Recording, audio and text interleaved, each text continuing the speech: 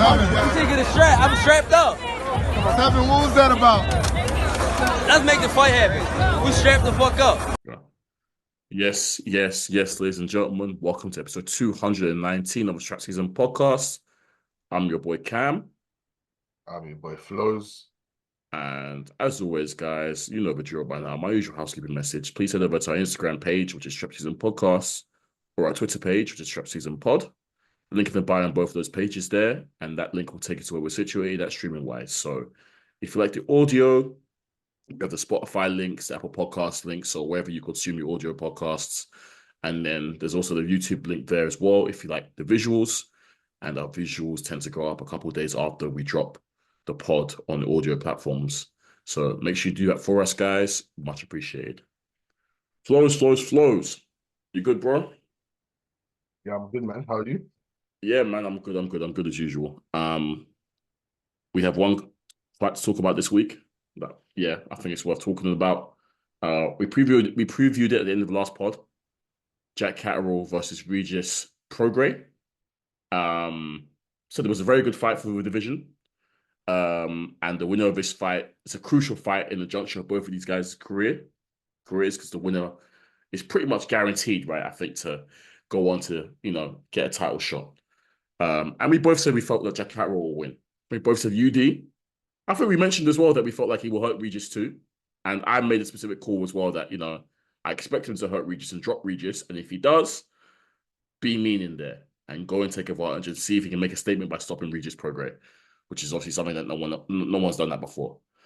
Flowz, it's funny because watching the first 5-6 rounds of this fight, I was thinking to myself, boy, I thought this would be a bit of a cracker, but it's kind of been a bit slow, a bit cagey so far. And then it finally exploded into life in one of the rounds, Flowz, and I was happy. Overall, good fight, Flowz, competitive fight. What were your thoughts of Catterall's performance in there and Regis' performance as well, Flowz? Because despite the scorecards, which we'll discuss later on, looking a certain way, I think the general consensus, and was, I guess, from all of us, myself and yourself included, Flowz, was that this was a very, very close competitive fight. Yeah. Yeah. So fight started a bit more tentative than I thought, more from Catterall's side. There was a lot of distance between the two of them, more distance than I expected. Both out of range. You see Regis having to triple jab just to try and get into range, like 3 jabs out of range just to step into range almost. So very cagey, but I do feel Regis settled a bit quicker. I gave him some of those early rounds just on activity. I felt Catterall was the more tentative. I don't think he was letting his hands go as much as he should have. So it kept my attention. Not that it was dull. It kept my attention because when you start having these chess matches and 2 different styles, you want to pay attention to everything that's going on. You want to pay attention to the details.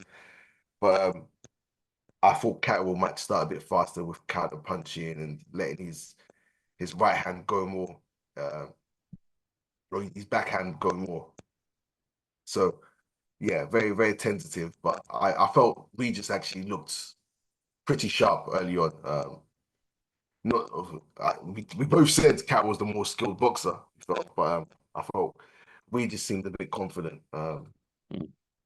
Yeah, that's how I saw the early rounds. Anyway, I definitely gave him some of those early rounds. Yeah, Flowz, I agree with you. Early rounds, I was purely because not much was landing from both fighters in those early rounds. Nothing significant was really landing. Yeah, but purely because he was pushing the pace, Flowz, and being the active one in there, whereas Catterall wasn't really being so active and was keeping his distance, really. Based on the fact that so few punches were landing, I had to give it to, and well, the so few punches were landing, the quality wasn't there punch-wise in terms of what was landing. I kind of had to give it those early rounds to Regis, Flowz, because he was pushing it. He was one chasing Catterall down, trying to be positive, I guess. And me too, Flowz. I was quite surprised by Catterall's initial tactics of just, being to me, super cautious. And I'll be honest, Flowz, those first half of the fight, I was getting super frustrated with Jack Catterall. Super, super frustrated. Yeah, He was annoying me yeah. because there was openings there. Mm-hmm. Openings for that backhand, that left hand Flowz were there. And he would let that once or twice, he landed it, like just out of instinct, I think. Mm. And I'm like, see, it's there for you. So just go for it more. It's like, why are you teasing me, bro? Yeah, Like, why are you gonna show me something and I can't have it? You know what I mean? Like I was getting super frustrated. I thought to myself, yo, open this now, fire it. And we yeah, know he's got a lovely left hand flow. It's rapid, it's yeah. spiteful, it's quick, it's very accurate. But for some reason, Flows, it seemed like he was reluctant at first to throw that. I don't know if he was wary of Regis' power, but I think maybe he might have been a bit wary of Regis' power. And to be fair, you were right, Flows. Regis did look sharp. Mm. A lot sharper than I thought he would look. Yeah, You know, yeah. That's fair. based off his last two fights and his last two outings, Flows, he hasn't looked sharp at all. So Mm. clearly, obviously, he said that, you know, he's trained his ass off for this fight. He was probably in the best condition he's ever been in for a long time, yada, yada, yada. So it looked like it, to be honest, folks. He looked very, very sharp. So maybe Catterall was super wary of the fact that Regis is a power puncher. Um, and to be honest, folks, I think what woke Catterall up was obviously Regis is putting these rounds together in my eyes and maybe getting more and more confident. And what round was it for? Was it the fourth or the fifth round? I think it might have been the fifth, where Fifth Regis round. actually gets scored a knockdown. Yeah, They have an exchange. Catterall, it wasn't like a heavy shot or anything, but he's a bit off balance, and his glove touched the canvas just for the split second. Obviously, that's counted as a knockdown. So that's a 10-8 round away to Regis. So I'm there thinking, okay, you've got yourself in a bit of a hole now, Catterall. You need to wake up. And I think that knockdown Flows finally woke Jack up in terms of being a bit more aggressive. Because, like I said, Flows, I always suspected that if Catterall was to be aggressive against Regis, he can find success. Younger, fresher, better boxer. And we've seen Regis struggle recently and beat up recently a little bit. Obviously, Haney kind of beat him up, and Zeredo sort yeah. of just Outboxed outboxed him, basically. So I felt like, you know, I wanted chat, like I said, I wanted to be mean. I wanted to take chances. I didn't want him to just rely on him sitting back. So I'm glad that knockdown in round 5 Flows. It's probably saved Carroll for this fight because he finally woke up and started to, you know, really throw that left hand with purpose, and he started to engage Regis a bit more. So I'm grateful for that. Thank you, Regis, for Yeah, knocking him down. yeah. It was the fight was it's almost going to get away from him, especially with that knockdown. Like you say, he was waiting too long. I don't know if he felt we just was faster than he expected. Possibly. He did look quick, yeah. And the power he seemed work, but the opening was there even before the fight. One of our mutual friends asked us what could potentially happen if they want to bet, and I was like, look, we know how we just going to come forward, but he's going to be open, and the opening could be there for Catterall to catch him as he rushes onto something, and the opening was there a few times but he would only throw it in spots, and he wouldn't follow up with combinations. Like he would land a big shot at the end of a round, Catterall, where that shot's been available to him the whole True. the whole round, The whole round. the whole round. He'll throw a big shot at the end of the round, and like that's the best shot of the round, but you've lost the round because you've been waiting too much. Mm, um, so there was that. But yeah, the knockdown I think is where things start to look desperate. I think we just gained confidence after that knockdown as well. So the fight kind of came alive after that knockdown. It yeah. definitely caught Exploded. life Yeah. after that. So that's where it was like, okay, now I'm on the edge of my seat because they were exchanging, they were wrestling. Yeah. No, yeah. They're both cracking each other out with big shots. Yeah. So, yeah, the round started to get a lot closer, more competitive, and a lot busier after that fifth round, Yeah. which made for an I, entertaining fight for sure. I definitely think it was the power initially for us because initially, in the initial exchanges they had in the earlier rounds, whenever they will come together, I noticed it was Catterall that was the first one to take a step back every time, Yeah, whereas Regis will carry on going forward. So maybe the power thing did play into it, but I guess that, like I said, that knockdown might have woke up Jack and he got a bit accustomed to the power because then he was then more inclined to have not a full-on firefight, but to engage with Regis. and, as you said, land that left hand Flowz with a plum and follow up with more combination and more punches. So that's what he starts to do, Flowz.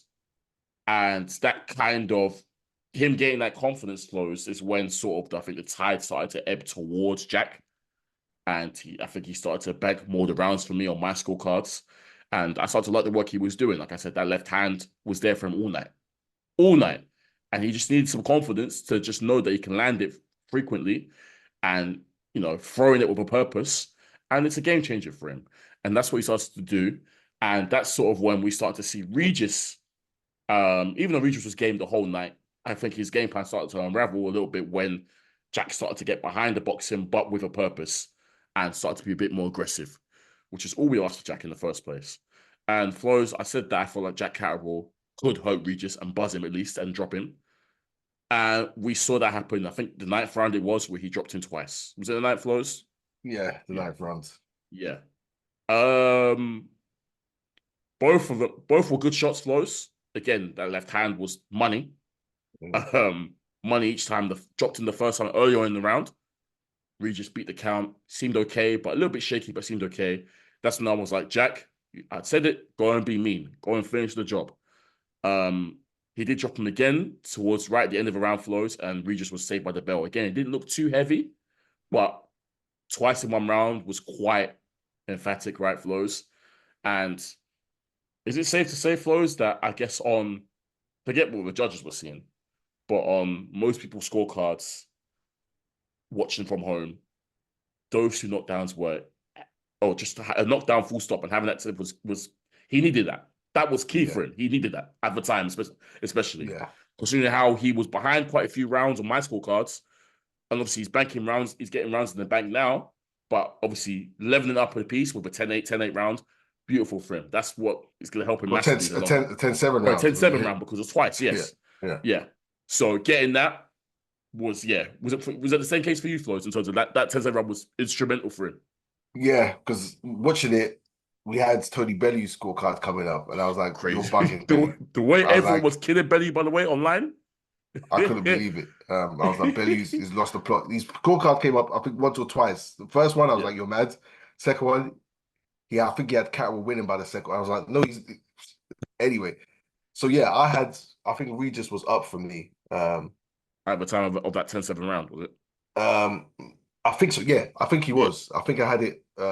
so it would have been the 9th round. I think I had it 5-3, or maybe... Yeah, maybe... I think I had it 5-3 at that point. With the 10-8 round, of course. Or maybe 4th. I think I could see a case for 4-4, but with the 10-8 round, Regis is up.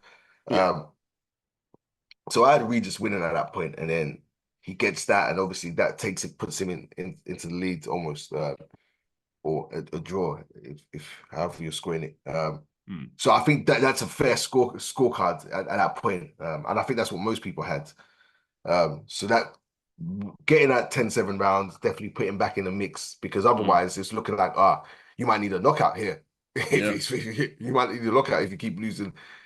If we just get to another round, that's 6 rounds with a knockdown, it could start getting desperate. But I think that he done what he needed to that round. I think that might have been one of the only times in that round where he really let the 1-2 go with his backhand properly. Yeah, put it a few times and landed it, and he got him down. So, and the second knockdown, maybe a lesser knockdown, but it was a scoring knockdown. So it definitely helped him on our scorecards. In the end, I don't think it really mattered. I mean, it would have mattered anyway. Crazy, but yeah. So obviously that's the 9th round, Flowz, and like I said, we kind of see Regis kind of break down body wise 10th, 11th, 12th. I think he slipped. I remember him slipping twice, but the second slip, Flowz, I swear he's done something to his ankle or something, because he started moving. He didn't move the same in terms of just his movement wasn't the same. I think he kind of mashed up his ankle in there. That was the last round where his ankle. Last round, okay, yeah. And that to me was a crucial round in my scorecard. Crucial round. And his ankle was gone, and I was like, damn. Shame. Yeah, he was hobbling a little bit. Yeah. But shout out to Regis because he didn't fold, he For it. didn't back up, Yeah. he didn't complain, he came to fight. Yeah. The Yeah. launching haymaker swing and miss the Yeah, and influence. that's when we saw him throw that haymaker, missed, fell on the floor. It was peak. It was peak. You can see he was in pain as well, but Yeah, when he got up, yeah. he even tried the David Hay. Yep, Come yeah. to the corner, let's bang out. Adelaide. Come to the corner. I can't move. I'm not chasing you. Let's bang out. Yeah. But I think Yeah. Dr. Catterall we're going to oblige to that one too tough. Catterall was way too savvy for that. Way too slick and smart for that. So yeah, unfortunately, it did start to get away from Regis towards the end, Flowz. And like I said, on my scorecards, Catterall won Flowz fairly. It was close. And probably a lot closer than I thought it would be. But that's just more to Catterall's tactics. But yeah, I had it close, but Catterall got the W on my scorecards. I think most people said the same, Flowz, but obviously when we're hearing the judges' scorecards and how wide they are, I think again that's when people start to say, "Oh, what the hell was this?" kind of thing. And to be honest, it wasn't more so outrageous. I did see some people calling for a rematch, but most commentary Flowz was saying that, yeah, not so much rematch, but saying that those scorecards were a lot wider than they should have been. It's kind of this a bit of a slap in the face to Regis. He was a lot better based on what those scorecards were saying. And I agree, Flowz. I think those scorecards were too wide. Like they had Catterall winning bet. What were the scorecards? He had it like Let me see if I can find them. ridiculous. I think they've given Regis like 108 or 109. Yeah, I saw a couple 108s and 109s, and I was just like, oh, come on, that's a bit nasty, man. Yeah, I can't remember what the final scorecard was, but yeah. Let's see if I can find it. Hang on. It was way too. When I was hearing him read out, I was like, what? Like 116, 10. I didn't wait. Hang on. Yeah, 116, 109, 116, 109, and 117, 110, which is wide, man. Wide, very, very wide. Most people had it closer. 2 116, 109. 2 116, 109, and 1 117, 110. Yeah. Mad. It's mad because they clearly all seen the same thing, but I just question how. Yeah. I thought Regis took a lot more rounds than that. And I think most people said the same thing as well. So, yeah, I had it a lot closer. I could see. Yeah. I think I had it 114, 112. There was 110 round. And if I was even to be nice, I would give that 10-10 round to Regis. So 113, 112. But I could see I could see 114, 111. Yeah, I was gonna say I can see that. But yeah. 115, 110, maybe. Yeah. I had it a lot closer. Yeah. But end of the day, Flowz, we all had it Catterall. We predicted Catterall to win by UD. Yeah. He got the W. Overall, for me, Flowz, it wasn't his best performance. Again, like I said, just purely that first half of the fight. I wanted him to be a bit more aggressive. I didn't think he needed to be so sensitive in the first half because Regis is someone that can be gotten at. Yes, we know Regis is dangerous, but he can be open, and boxers, as we've seen, have punished him for being open. And Catterall, I think, is a brilliant supreme boxer. So, yeah, I think going forward, again, I will still say it again. I want Catterall. I want you to show more meanness in your game. I think it's still lacking in that regard. Be a bit meaner. That's it, really. But he got the W, Flowz, and he moves on, which we'll discuss in a second. Obviously, with Regis Flowz, again, been a wonderful servant to the game.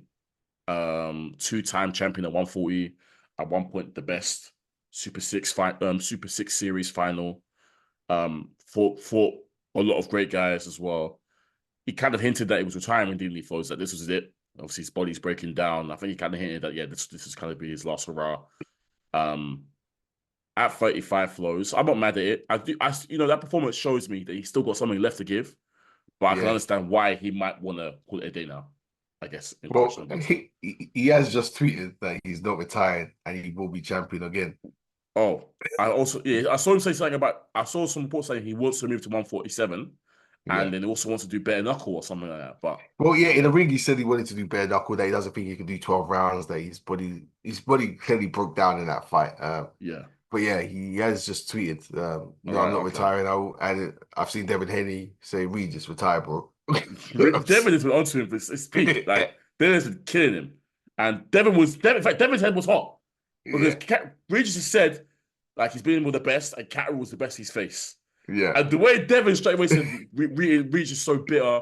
I beat him up. He didn't win the round against me. He knows I'm the best he's faced. Blah blah blah blah. Devin's been onto him all night. yeah. Well, Devin initially picked Regis to win, but then Yep. Regis came out and said, Devin, you got dropped by a pillow fisted puncher.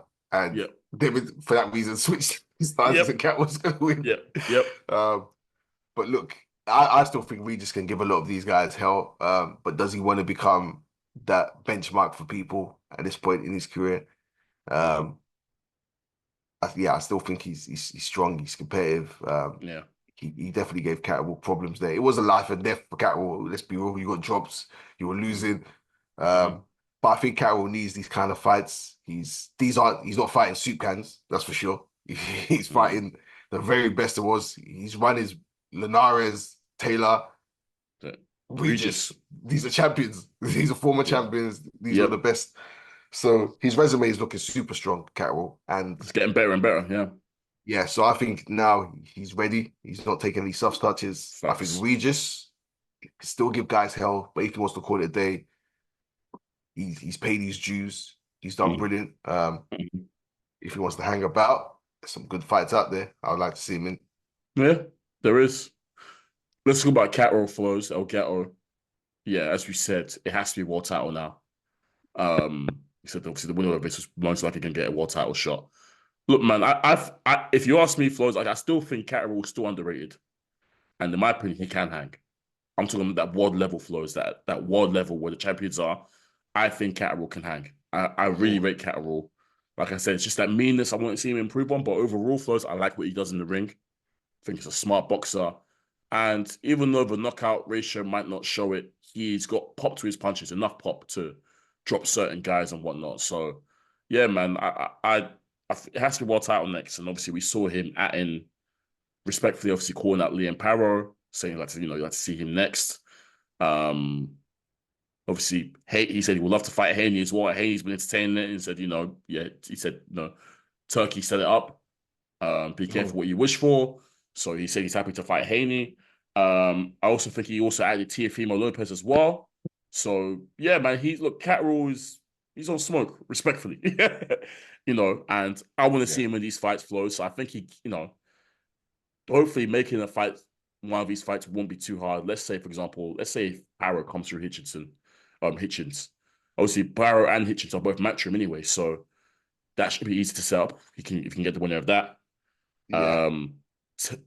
Haney's cool with His Excellency, so His Excellency might want to set that up. I don't know, but yeah, man. I definitely think a world title shot. Unfortunately, Haney's not a champion no more, but yeah, a world title shot is definitely something that Catterall needs next up, and hopefully Eddie's able to deliver that for him because he deserves it, man.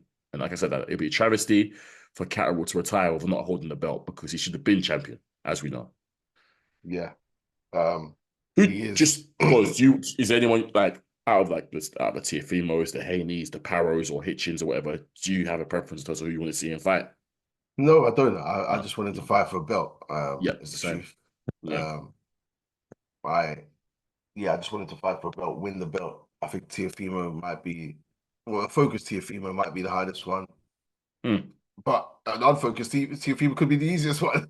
So you got Teofimo being hardest. Okay, we're talking belt holders, right? Because I was going to say, because obviously, Haney's not a belt holder, so we can't really use it. Really. Paro versus Hitchens. Hitchens could... Tough fight. Tough fight for both of them. That's a very hard fight to call. Look, there's a lot of undefeated guys in that division. A lot of guys who can show us just how good they are. So I just think he's the what's the term to put it? He's the unofficial undisputed champion still in my eyes. Catterall. If you want to say it, make up a new term for him, but he's the uncrowned unofficial undisputed champion because he should have won that. So he deserves it back. He deserves a title shot. I know people's like, why hasn't he got a title shot yet? But look, he's even done more to deserve it than last time. He's done more. Yeah. He's wrote that wrong.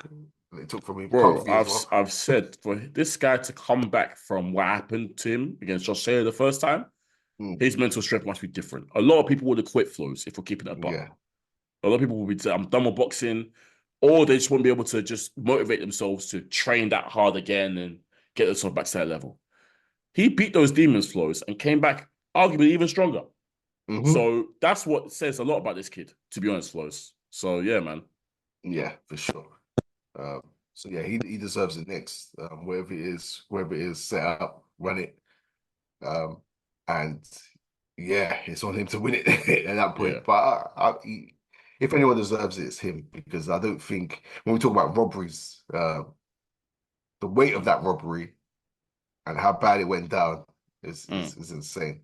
It's insane, undisputed. So he deserves everything he gets, and he's not taking soft touches to get it. Yeah, so fair play to him.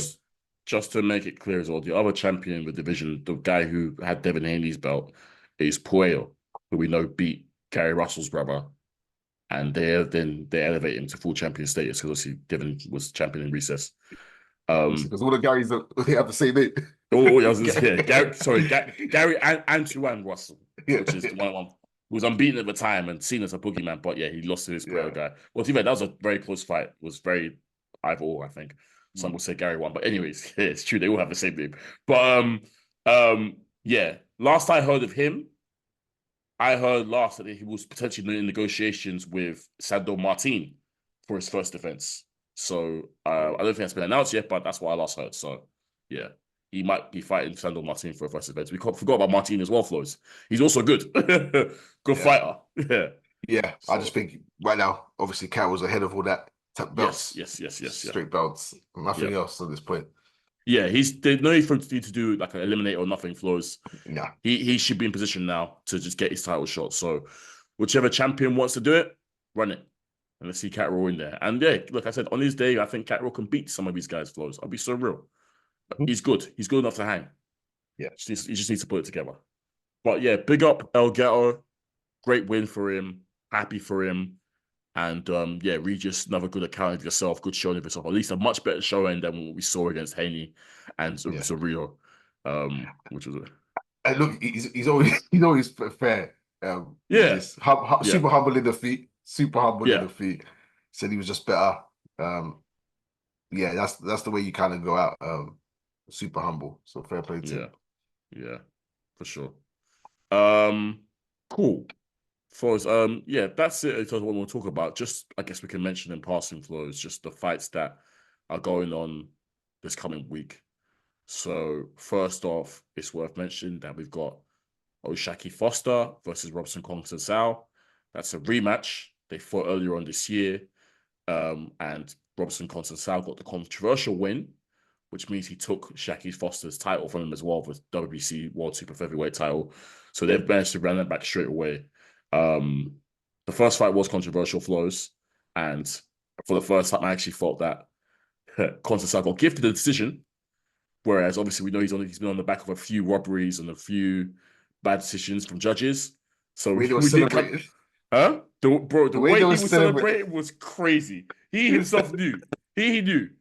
So yeah, Shaki's face was always peak as well, Flowz. Oh, I felt for him. He was rattled. He couldn't believe it. He was sick to his stomach. Yeah. So just off that, Flowz, just how I feel this could be a good fight because Shaki's gonna come with some sort of vim. And I don't know what Robson's gonna come with, Flowz. I can't lie, but yeah, man, it should be interesting. But Shaki's gonna be on demon time, I'm sure. So that should be a good fight, Flowz. We'll see how that goes. If repeat or revenge. Boy, if this site's a cracker, they better get ready for running it back a third time. If it's a cracker. Yeah. But yeah, we got that fight, Flowz, and then also Queensbury also have a card. I think it's Liam Davis versus Habsa Masood. They're both undefeated for the IBO Super Bantamweight Championship. And on that card, we've also got Chantal Cameron and Echo Esuman as well, Ezra Taylor, and a few other Queensbury guys. So yeah, that's on Saturday. That's gonna be live from Birmingham. And mentioned Flowz, Jermaine Ortiz is also fighting on Friday on the Zone. Against someone with a promotional label which I'm not aware of, but yeah, Jermaine Ortiz is fighting on the Zone on Friday, and Floyd Schofield, Kid Austin's fighting on Saturday as well, against a Mexican competitor, Giron, I think his name is. So yeah, few people are in action over the weekend, but yeah, nothing major, listeners. Yeah. But yeah, Foz, I think that's it really for today. I think we can call it a day there. Recently, just it's been the usual rumblings, Flowz in the boxing streets. Also, we know Tank and Lamont Roach is confirmed. But yeah, that's it. We haven't really been seeing too much between the usual guys online, to be honest. So I think we can leave it there. Sounds good, cool. Man. All right. Episode 219 of SZN Podcast. Once again, I've been your boy Cam. I'm your boy Flowz. And as always, guys, you want to find us, please keep it locked. Peace. I'm taking a strap. I'm strapped up. What was that about? Let's make the fight happen. We strapped the fuck up.